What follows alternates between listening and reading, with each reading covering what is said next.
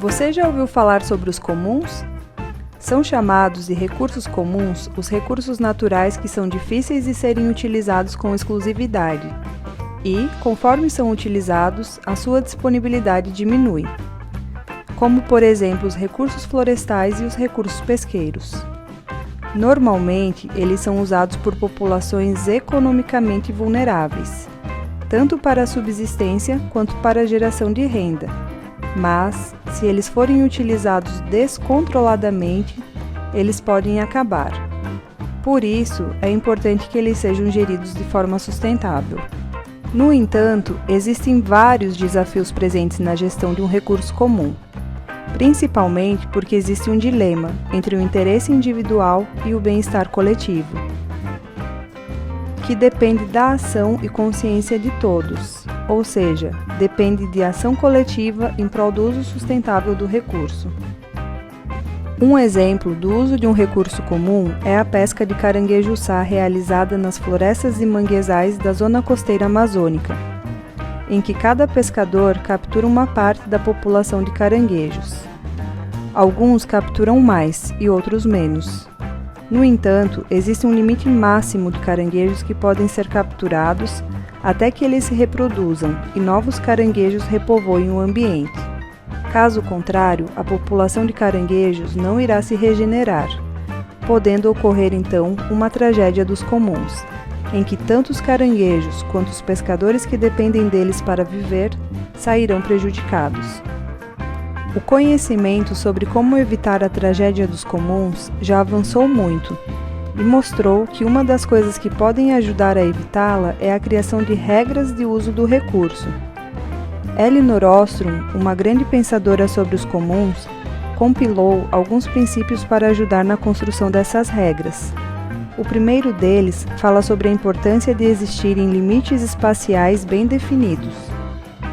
Eles têm as suas vantagens, mas existem muitos desafios relacionados a eles. Por exemplo, os sistemas socioecológicos raramente são fechados ou estáticos. O monitoramento dos limites pode ter custos muito elevados. A visão dos usuários dos recursos e dos gestores para definir os limites espaciais podem ser muito diferentes. A definição de limites espaciais também pode suscitar conflitos e questões éticas, bem como uma fragmentação de processos sociais e ecológicos. E, especialmente quando os recursos comuns são transfronteiriços, ou seja, que não ficam contidos em espaços de uso delimitados pelos seres humanos, a definição dos limites espaciais é particularmente desafiadora. A vantagem de existirem limites espaciais em torno das áreas de uso dos comuns é que eles ajudam a impedir que o acesso aos recursos seja aberto.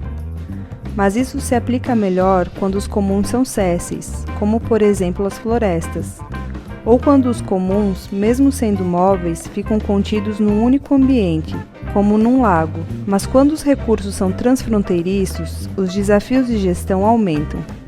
No caso dos recursos comuns transfronteiriços que cruzam as fronteiras de gestão definidas pelo ser humano, como por exemplo o caranguejo-sá, cujo ciclo de vida se desenvolve uma parte no oceano e outra na zona costeira, a compreensão do papel dos limites espaciais em torno das áreas de uso do recurso precisa ser melhor aprofundada.